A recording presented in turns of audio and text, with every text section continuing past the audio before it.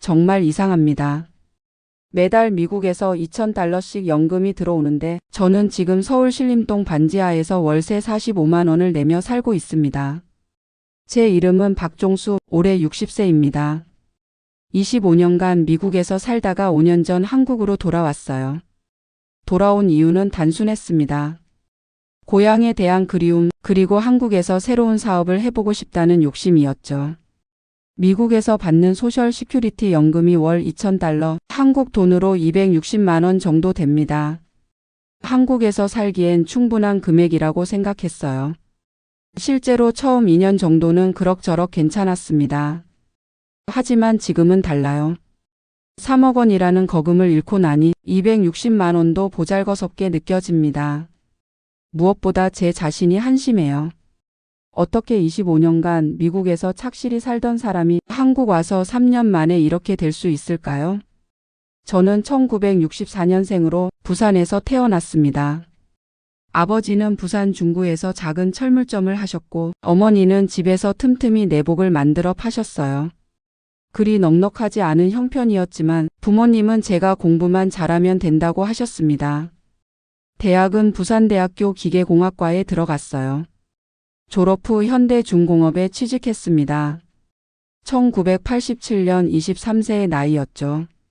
울산에서 4년 정도 근무했는데 월급은 나쁘지 않았지만 미래가 보이지 않았어요. 그때 미국 이민을 권하는 사람이 있었습니다. 직장 선배였는데 형님이 이미 미국에 정착해 있다며 연결해 주겠다고 했어요. 1991년 27세에 미국행 비행기에 몸을 맡겼습니다. LA 공항에 내렸을 때의 기억이 생생해요. 2월이었는데도 따뜻했고 하늘이 정말 높고 넓어 보였습니다. 선배 형님이 마중 나와 주셨는데 현대 엑셀을 몰고 계시더라고요. 한국에서는 꿈도 못 꿀 일이었죠. 처음 정착한 곳은 LA 한인타운이었습니다. 올림픽 불벌드와 웨스턴 애비뉴 근처의 작은 아파트였어요. 월세가 450달러였는데 당시 한국 돈으로 30만 원 정도였습니다. 한국에서의 월급과 비슷한 수준이었죠. 영어는 대학에서 배운 게 전부였어요. 토플 점수도 별로였고 일상 대화는 거의 불가능했습니다. 처음 몇 달은 정말 힘들었어요. 마트에 가서 우유 하나 사는 것도 두려웠으니까요. 첫 직장은 한인이 운영하는 자동차 부품 공장이었습니다. 기계공학을 전공했으니까 할 수 있는 일이었죠. 시급 5달러 50센트였어요. 하루 8시간씩 일하면 44달러, 한 달에 900달러 정도 벌었습니다. 월세 450달러, 식비 200달러, 교통비 100달러, 나머지 생활비까지 하면 거의 빠듯했어요. 저축은 꿈도 못 꿨습니다. 그래도 포기하지 않았어요. 밤에는 커뮤니티 칼리지에서 영어를 배웠고 주말에는 교회에 나가서 사람들과 대화를 연습했습니다. 올림픽과 웨스턴 코너에 있던 한인 감리교회였어요. 2년 정도 지나니까 영어가 조금씩 늘었어요. 일반 미국 회사에 지원할 수 있을 정도가 됐죠. 1993년에 토렌스에 있는 제조업체에 취직했습니다. 기계 엔지니어 보조로 시작해서 시급 12달러까지 올라갔어요. 그때부터 조금씩 여유가 생겼습니다. 더 큰 아파트로 이사도 하고 중고 혼다 시빅도 샀어요. 1995년에는 영주권도 나왔습니다. 결혼은 1996년에 했어요. 교회에서 만난 분이었는데 저보다 3살 어린 간호사였습니다. 남편은 영어를 해야 한다며 항상 저를 격려해 주셨어요. 미영이라는 이름으로 불렀는데 본명은 김미영이었습니다. 아이는 2을 낳았어요. 1997년에 딸, 1999년에 아들이 태어났습니다. 미국에서 태어났으니까 자동으로 미국 시민이 됐죠. 저희 부부도 2001년에 시민권을 땄습니다. 시민권을 따고 나니까 마음이 정말 편해졌어요. 이제 진짜 미국 사람이 된 기분이었습니다. 회사에서도 승진이 됐고 연봉도 5만 달러까지 올라갔어요. 2003년에는 토렌스에 집도 샀습니다. 3베드룸 2베스룸 타운하우스였는데 가격이 32만 달러였어요. 다운 페이먼트 5만 달러를 내고 30년 모기지를 끼웠습니다. 그때가 제 인생에서 가장 행복한 시기였던 것 같아요. 아이들은 건강하게 자라고 있었고 아내는 병원에서 간호사로 일하며 연봉 4만 달러를 벌었어요. 저희 가구 소득이 9만 달러가 넘었죠. 주말이면 가족들과 헌팅턴 비치에 놀러 갔어요. 바베큐를 해 먹으면서 미국에 와서 정말 잘 살고 있다는 생각을 했습니다. 딸은 수영을 배우고 아들은 축구를 했어요. 2005년에는 회사에서 시니어 엔지니어로 승진했습니다. 연봉이 6만 5천 달러까지 올라갔어요. 그 무렵 집값도 많이 올라서 집을 팔면 20만 달러 정도 이익이 날 상황이었습니다. 하지만 팔지 않았어요. 계속 오를 거라고 생각했거든요. 2007년까지는 정말 그랬어요. 집값이 55만 달러까지 올라갔습니다. 그런데 2008년에 금융위기가 터졌죠. 제가 다니던 회사도 어려워졌고 집값도 폭락했습니다. 다행히 해고는 되지 않았지만 연봉이 5만 5천 달러로 깎였어요. 더 큰 문제는 집이었습니다. 55만 달러 하던 집이 30만 달러까지 떨어졌어요. 모기지 잔액이 28만 달러 정도 남아 있었는데 집값이 더 낮아졌으니까 완전히 물에 잠긴 거였죠. 그래도 버텼습니다. 언젠가는 다시 오를 거라고 믿었어요. 실제로 2012년부터 조금씩 회복되기 시작했어요. 2015년 무렵에는 집값이 45만 달러까지 올라왔습니다. 그때 팔까 생각도 했지만 아이들 학교 문제도 있고 해서 그냥 살았어요. 딸은 UC 어바인에 아들은 UCLA에 들어갔거든요. 대학 등록금이 정말 비쌌어요. 주립대학교인데도 1년에 2만 5천 달러씩 들었습니다. 아이 둘이니까 1년에 5만 달러, 4년이면 20만 달러예요. 다행히 아내가 간호사로 계속 일해서 연봉이 7만 달러까지 올라 있었어요. 저도 2010년부터 다른 회사로 이직해서 연봉 7만 5천 달러를 받고 있었죠. 가구 소득이 14만 달러가 넘으니까 아이들 대학 등록금도 어떻게든 될 수 있었어요.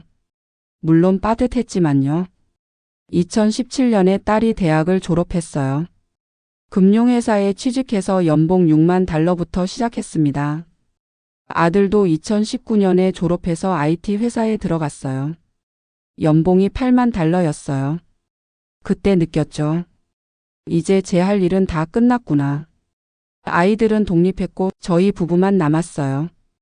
50대 중반이 되니까 은퇴를 생각하게 됐습니다. 회사에서도 55세가 되면 조기 은퇴 패키지를 제공했어요. 저는 2019년에 조기 은퇴를 선택했습니다. 그때까지 모은 401k가 35만 달러, 집값이 60만 달러까지 올라 있었어요. 모기지는 15만 달러 정도 남아 있었고요.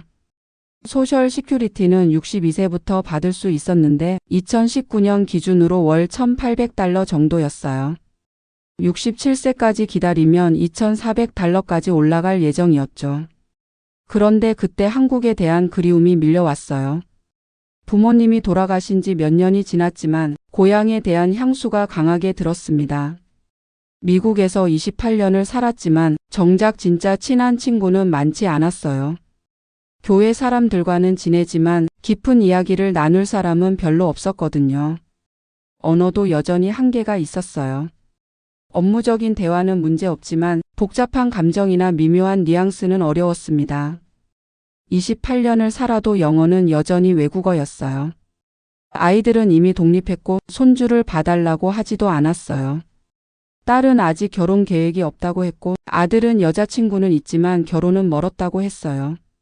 그럴 때 한국 친구들과 연락이 닿았어요. 대학 동창들이 카톡방을 만들어서 초대해줬는데 다들 정년퇴직을 하고 제2의 인생을 준비하고 있더라고요. 어떤 친구는 카페를 차렸고 다른 친구는 펜션을 운영하고 있었어요. 모두들 나름대로 새로운 도전을 하고 있었습니다. 그걸 보면서 부러웠어요. 저도 뭔가 새로운 일을 해보고 싶었거든요. 28년 동안 같은 분야에서만 일하다 보니 다른 일에 대한 호기심이 생겼습니다. 특히 한국의 치킨 프랜차이즈 이야기를 들었을 때 정말 매력적으로 느껴졌어요. 친구 하나가 교촌치킨 가맹점을 운영하고 있었는데 월 매출이 3천만 원이 넘는다고 했어요. 그 친구 말로는 순이익이 매출의 15% 정도 된다고 했습니다. 그럼 월 450만 원 정도 벌 수 있다는 거잖아요. 미국 연금 260만 원과 합치면 월 700만 원이 넘는 수입이에요. 게다가 한국은 의료비도 저렴하고 친구들도 있고 문화적으로도 편할 것 같았어요. 2019년 말에 결정했습니다. 한국으로 돌아가자. 아내는 처음에 반대했어요. 미국에서 안정적으로 살 수 있는데 왜 굳이 한국에 가서 모험을 하느냐고 했죠. 하지만 제가 워낙 간절히 원하니까 결국 따라가기로 했어요. 집은 2020년 초에 팔았습니다. 코로나 직전이어서 타이밍이 좋았어요. 65만 달러에 팔았는데 모기지 잔액을 빼고 나니까 50만 달러가 남았습니다. 401k 35만 달러와 합치면 85만 달러, 한국 돈으로 10억 원이 넘었어요. 이 정도면 한국에서 치킨집 하나 차리고도 남을 거라고 생각했습니다. 2020년 3월 코로나가 막 시작될 때 한국에 들어왔어요. 2주 격리도 받고 정말 오랜만에 밟는 고국 땅이었습니다. 처음엔 서울 강남구 대치동에 전세로 들어갔어요. 보증금 3억 원짜리 아파트였는데 미국에서 가져온 돈으로 여유 있게 낼 수 있었죠. 한국 생활은 처음엔 신기했어요. 28년 만에 보는 한국은 정말 많이 발전해 있었습니다. 지하철도 엄청 확장되어 있고 스마트폰으로 모든 걸 해결할 수 있더라고요. 하지만 적응하는데 시간이 걸렸어요. 키오스크로 주문하는 것도 어려웠고 배달 앱 사용법도 모르겠더라고요. 28년 동안 미국에 살다 보니 오히려 한국이 더 어려웠어요. 그래도 6개월 정도 지나니까 적응됐습니다. 그때부터 본격적으로 사업을 알아보기 시작했어요. 처음엔 교촌치킨을 생각했어요. 친구가 운영하고 있으니까 조언도 받을 수 있고 검증된 브랜드라고 생각했거든요. 하지만 교촌치킨 가맹비가 생각보다 비쌌어요. 가맹비만 3천만 원, 인테리어비 5천만 원, 보증금까지 하면 1억 원 가까이 들었습니다. 그럴 때 만난 게 만나치킨이라는 브랜드였어요. 2019년에 생긴 신생 브랜드인데 본사가 있는 사람이 적극적으로 영업을 했어요. 교촌치킨 같은 기존 브랜드는 이미 포화 상태예요. 지금은 새로운 브랜드가 기회가 더 많습니다. 저희는 가맹비도 1천만 원밖에 안 받고 본사에서 인테리어도 거의 다 지원해 드려요. 그 사람 말이 그럴듯하게 들렸어요. 실제로 만나치킨 매장 몇 군데를 가봤는데 인테리어도 깔끔하고 맛도 나쁘지 않았습니다. 더 중요한 건 투자 비용이었어요. 가맹비 1천만 원, 인테리어비 2천만 원, 기타 비용 포함해서 5천만 원이면 충분하다고 했습니다. 그때 본사 대표가 저에게 제안을 했어요. 사장님 같은 분이 투자해 주시면 저희도 든든하고 사장님도 안정적으로 수익을 낼 수 있을 겁니다. 아예 여러 개 매장을 동시에 오픈하시는 건 어떨까요? 그 사람이 제시한 계획은 이랬어요.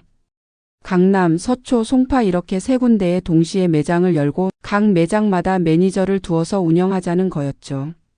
한 매장당 5천만 원이니까 3매장이면 1억 5천만 원이면 됩니다. 월 매출은 매장당 2천만 원 이상 나올 거고 순이익은 매출의 20% 정도로 잡으시면 됩니다. 그럼 매장당 월 400만 원, 3매장이니까 월 1200만 원 순이익이에요. 계산해 보니 1년이면 1억 4천만 원 넘게 벌 수 있었어요. 투자금 1억 5천만 원을 1년 만에 회수할 수 있다니 정말 매력적인 제안이었습니다. 하지만 뭔가 불안한 마음도 있었어요. 너무 좋은 조건 아닌가 싶었거든요. 그래서 아내와 상의했는데 아내도 신중하게 하라고 했어요. 한 매장부터 시작해서 잘 되면 늘려가는 게 어때?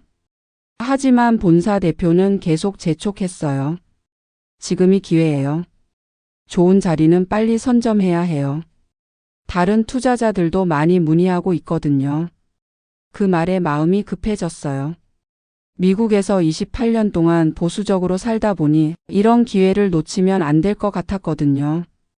2021년 3월 결국 계약서에 사인을 했습니다. 계약금으로 5천만 원을 먼저 냈어요. 그런데 문제는 그때부터 시작됐어요. 약속했던 인테리어 지원이 제대로 이루어지지 않았어요. 본사에서 2천만 원 지원한다고 했는데 실제로는 1천만 원밖에 안 나왔습니다. 인테리어 비용이 예상보다 많이 들어서 조금 더 투자하셔야 할 것 같아요. 결국 매장당 3천만 원씩 추가로 들어갔어요. 새 매장이니까 9천만 원이 더 들어간 거죠. 그것도 모자라서 매장 운영에 필요한 초기 자금, 직원급여, 재료비 등등 해서 매장당 1천만 원씩 더 필요하다고 했어요. 총 투자금이 3억 원이 넘어갔습니다. 미국에서 가져온 돈의 3분의 1이 들어간 거예요. 그래도 열심히 하면 될 거라고 생각했어요. 매장들이 하나씩 오픈하기 시작했거든요. 첫 번째 매장은 강남구 역삼동이었어요. 오피스 빌딩이 많은 곳이라 점심, 저녁 시간에 손님이 꽤 있었어요. 첫 달 매출이 1,800만 원 정도 나왔습니다. 두 번째 매장은 서초구 서초동, 세 번째 매장은 송파구 잠실이었어요. 매장들이 모두 오픈한 건 2021년 7월이었죠. 처음 두 달은 그럭저럭 괜찮았어요. 세 매장 합해서 월 매출이 5천만 원 정도 나왔거든요. 본사에서 약속한 6천만 원에는 못 미쳤지만 그래도 희망적이었어요. 그런데 9월부터 문제가 생기기 시작했어요. 매출이 계속 떨어지는 거예요. 특별한 이유도 없이 손님이 줄어들었어요. 알고 보니 만나치킨이라는 브랜드 자체에 문제가 있었어요. 음식 맛이 일정하지 않았고 배달 서비스도 체계적이지 못했어요. 더 큰 문제는 마케팅이었어요. 교촌치킨이나 BBQ 같은 기존 브랜드들은 TV 광고도 하고 배달 앱에서도 상위에 노출되는데 만나치킨은 전혀 그런 게 없었어요. 본사에 문의해봐도 시원한 답변이 없었어요. 초기에는 어려울 수 있어요. 조금만 더 기다리시면 좋아질 겁니다. 그런 말만 계속 반복했어요. 하지만 상황은 더 나빠졌습니다. 2021년 11월에는 새 매장 합계 매출이 3,500만 원까지 떨어졌어요. 매장 임대료만 900만 원, 직원급여 1,200만 원, 재료비 1,000만 원, 기타 비용 500만 원 하면 월 고정비가 3,600만 원이었어요. 매출보다 고정비가 더 많은 상황이 된 거죠. 매달 100만 원씩 적자가 났어요. 그래도 포기할 수는 없었어요. 이미 3억 원을 투자했는데 그냥 포기하면 모든 돈을 잃는 거잖아요. 본사와 계속 상의해서 여러 가지를 시도해 봤어요. 메뉴를 바꿔보기도 하고 할인 이벤트도 해보고 배달 앱 광고비도 추가로 지출했어요. 하지만 근본적인 문제는 해결되지 않았어요. 만나치킨이라는 브랜드 자체가 인지도가 없다 보니 아무리 노력해도 한계가 있었습니다. 2022년 2월 코로나 오미크론 변이 때문에 상황이 더 나빠졌어요. 사회적 거리두기가 강화되면서 매출이 반토막이 났습니다. 그때부터 정말 힘들어졌어요. 매달 500만 원씩 적자가 났거든요. 3개월이면 1,500만 원, 6개월이면 3천만 원이 추가로 들어가는 거예요. 미국에서 가져온 돈이 빠른 속도로 줄어들었어요. 이미 3억 원을 투자했는데 운영 손실로 5천만 원이 더 들어간 상황이었습니다. 2022년 8월 결국 결정을 내릴 수밖에 없었어요. 매장을 정리하기로 했습니다.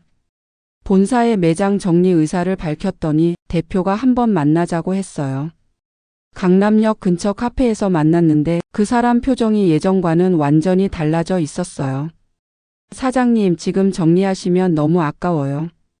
코로나만 끝나면 다시 좋아질 텐데요. 하지만 저는 이미 마음을 정했어요. 더 이상 손실을 감당할 수 없었거든요. 그럼 매장 권리금이라도 받으실 수 있을 거예요. 인테리어도 거의 새 거고요. 그 말을 믿고 매장을 내놓았지만 현실은 달랐어요. 권리금을 주고 인수하겠다는 사람이 전혀 없었어요. 알고 보니 만나치킨 가맹점들이 전국적으로 문을 닫고 있었어요.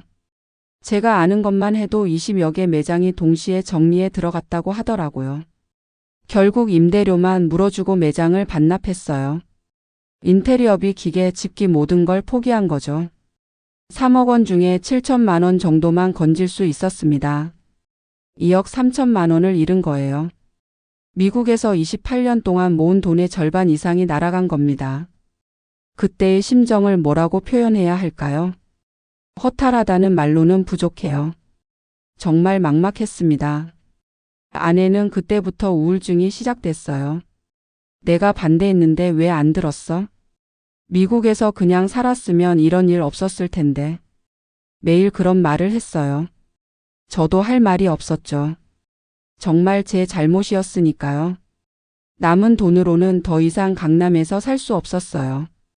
전세금 3억 원을 빼고 나니 생활할 수 있는 돈이 2억 원 정도밖에 남지 않았거든요. 2022년 말에 강남 아파트를 나와서 관악구 신림동으로 이사했어요. 보증금 3천만 원에 월세 45만 원짜리 반지하였습니다. 28년간 미국에서 살다가 한국 와서 반지하에 살게 될 줄은 꿈에도 몰랐어요. 그래도 미국 연금은 계속 들어왔어요. 매달 2,000달러 한국 돈 260만 원이었죠. 월세 45만 원 내고 나면 215만 원이 남았어요. 생활하기에는 충분한 돈이었어요. 하지만 마음은 편하지 않았습니다. 3억 원을 잃었다는 사실이 계속 머릿속을 맴돌았거든요. 아내와의 관계도 많이 나빠졌어요. 말수가 줄어들었고 서로 눈치를 보며 지냈어요. 같은 공간에 있어도 각자 따로 사는 기분이었습니다. 2023년 초에는 다시 일자리를 알아봤어요. 60세라는 나이가 걸림돌이었지만 그래도 뭔가 해야겠다는 생각이 들었거든요. 하지만 쉽지 않았어요. 28년간 미국에서 살았다고 하면 오히려 부정적으로 보는 곳이 많았어요. 한국 실정을 잘 모를 것 같은데요. 몇 군데 면접을 봤지만 다 떨어졌어요. 나이도 많고 최근 한국 경력도 없고 게다가 사업 실패 경험까지 있으니 어느 회사에서도 반기지 않았습니다. 그럴 때 우연히 만난 사람이 있었어요. 신림동 근처 카페에서 커피를 마시고 있는데 옆 테이블에 앉은 분이 말을 걸어왔어요. 혹시 미국에서 사셨어요? 말투가 좀 다르네요.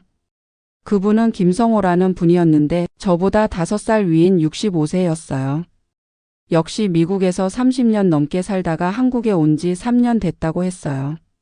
저도 처음에 사업한다고 돈 많이 날렸어요. 미국에서 온 사람들이 다 겪는 일이에요. 그분 이야기를 들어보니 저와 비슷한 경험을 한 사람이 많더라고요. 미국에서 모은 돈으로 한국에서 사업하다가 실패한 사람들 말이에요. 우리가 착각하는 게 있어요. 미국 돈으로 생각하니까 한국에서 투자하는 게 쉬워 보이는 거예요. 하지만 한국 사업은 한국 사람들도 어려워하는 일이거든요. 그분 말이 맞았어요. 저는 미국에서 28년 동안 안정적으로 살았지만 정작 사업 경험은 전혀 없었어요. 그런 사람이 갑자기 한국에서 사업을 한다는 것 자체가 무모했던 거죠. 그래도 미국 연금 받으시잖아요. 그거면 충분히 살 수 있어요.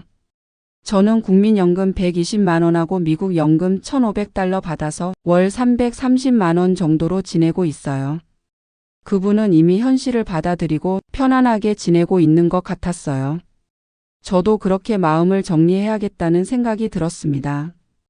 2023년 중반부터는 조금씩 마음이 안정됐어요. 더 이상 사업을 생각하지 않기로 했거든요. 월 260만 원으로 조용히 지내는 것으로 만족하기로 했어요. 신림동 생활도 나름 괜찮았어요. 근처에 전통시장이 있어서 장보기 편했고 지하철 2호선으로 어디든 갈 수 있었죠. 관악산도 가까워서 산책하기 좋았어요. 아내도 조금씩 우울증에서 벗어나고 있었어요. 근처 복지관에서 하는 영어 회화 봉사를 시작했거든요. 28년간 미국에서 산 경험이 도움이 됐어요. 그동안 내가 너무 원망만 했나 봐. 이제는 받아들이자. 아내가 그렇게 말할 때 정말 고마웠어요. 저 때문에 고생시킨 게 미안했거든요. 2024년에 들어서면서는 새로운 취미도 생겼어요. 관악구청에서 하는 수채화 교실에 다니기 시작했어요. 처음에는 어색했지만 그림을 그리다 보니까 마음이 평온해졌어요. 그곳에서 만난 사람들도 다들 비슷한 나이였어요. 퇴직하고 새로운 인생을 살아가는 분들이었죠. 저보다 어려운 상황에 있는 분들도 많았어요. 어떤 분은 공무원으로 정년퇴직했는데 자녀 결혼 비용으로 퇴직금을 다 써서 월 150만 원 연금으로만 지내고 있다고 했어요. 또 다른 분은 작은 회사를 운영하다가 부도가 나서 60대에 신용불량자가 됐다고 했어요. 그래도 밝게 지내시더라고요. 그런 분들을 보면서 깨달았어요. 인생에서 실패하지 않은 사람은 없구나. 저만 그런 게 아니구나. 물론 3억 원을 잃은 건 큰 실수였어요. 하지만 그래도 미국 연금이 있으니까 최소한의 생활은 보장되잖아요. 더 나쁠 수도 있었던 거죠. 요즘은 하루하루를 소중히 여기려고 해요. 아침에 일어나서 관악산에 올라가면 서울 시내가 한눈에 보여요. 28년 전에 떠났던 이 도시에 다시 살고 있다는 게 묘한 기분이에요. 점심때는 신림동 시장에서 국밥 한 그릇 먹고 오후에는 도서관에서 책을 읽어요. 저녁에는 아내와 함께 드라마를 보거나 동네를 산책해요. 주말에는 수채화 교실에 가고 가끔 동창들과 만나기도 해요. 미국에 있을 때보다 오히려 친구들과 더 자주 만나는 것 같아요. 미국에 있는 아이들과는 매주 화상통화를 해요. 딸은 작년에 결혼했고 아들도 올해 결혼 예정이에요. 손주를 보러 미국에 가고 싶지만 경제적으로 여유가 없어서 당분간은 어려울 것 같아요. 그래도 아이들이 잘 지내고 있으니까 다행이에요. 제가 실패했다고 해서 아이들의 인생까지 망친 건 아니니까요. 가끔 후회가 될 때도 있어요. 미국에서 그냥 조용히 살았으면 어땠을까? 85만 달러면 한국 돈으로 11억 원인데 그 돈으로 충분히 여유롭게 살 수 있었을 텐데. 하지만 후회해봐야 소용없죠. 이미 일어난 일이니까요. 대신 교훈은 얻었어요. 나이 들어서 모험하는 건 정말 위험하다는 것. 특히 잘 모르는 분야에 큰 돈을 투자하는 건 도박과 다를 바 없다는 것. 그리고 고향에 대한 향수나 감정만으로 인생의 중요한 결정을 내리면 안 된다는 것. 28년간 미국에서 쌓은 기반을 포기하고 한국에 온 것도 지금 생각해보면 성급한 결정이었어요. 하지만 그런 실수를 통해서 진짜 중요한 게 뭔지 알게 됐어요. 돈이 많다고 행복한 건 아니고 건강하고 가족이 있고 하루하루 평안하게 지낼 수 있으면 그것만으로도 충분하다는 것. 요즘 저에게는 작은 일상이 소중해요. 아침에 관악산에서 보는 일출, 시장에서 파는 따뜻한 붕어빵, 수채화 교실에서 만나는 사람들, 아내와 함께 보는 저녁 뉴스. 이런 것들이 저에게는 큰 행복이에요. 3억 원을 잃었지만 그래도 이런 소소한 행복은 잃지 않았으니까요. 미국 연금 2,000달러는 계속 나올 거예요. 제가 죽을 때까지 매달 260만 원씩. 이 돈으로 아내와 함께 조용히 지내면 충분히 행복하게 살 수 있어요. 물론 가끔은 아쉬워요. 미국에 있었으면 더 여유로웠을 텐데. 손주들도 자주 볼 수 있었을 텐데. 하지만 선택한 길이니까 받아들여야죠. 인생은 원래 완벽할 수 없는 거니까요. 지금 이 순간에도 제 계좌로 미국 연금이 들어오고 있어요. 28년간 성실히 일한 덕분에 받는 돈이죠. 그때의 제가 있었기에 지금의 저도 있는 거예요. 비록 3억 원을 잃었지만 그래도 저는 운이 좋은 사람인 것 같아요. 아내도 있고 아이들도 건강하고 매달 일정한 수입도 있고. 어떤 분들은 이것도 없잖아요. 이제 65세가 되면 미국 연금이 2,400달러로 늘어나요. 한국 돈으로 310만 원 정도. 그럼 조금 더 여유로워질 거예요. 그때까지 건강하게 지내다가 여유가 생기면 미국에 있는 손주들도 보러 가고 아내와 함께 여행도 다녀보고 싶어요. 60세에 3억 원을 잃은 게 인생 최대의 실수였지만 그래도 아직 끝나지 않았어요. 앞으로 20년, 30년을 더 살아야 하니까 남은 시간만큼은 지혜롭게 살고 싶어요. 돈을 쫓지 말고 사람을 소중히 여기고 오늘 하루에 감사하며 살아가려고 해요. 그게 제가 3억 원을 잃고 나서 얻은 깨달음입니다.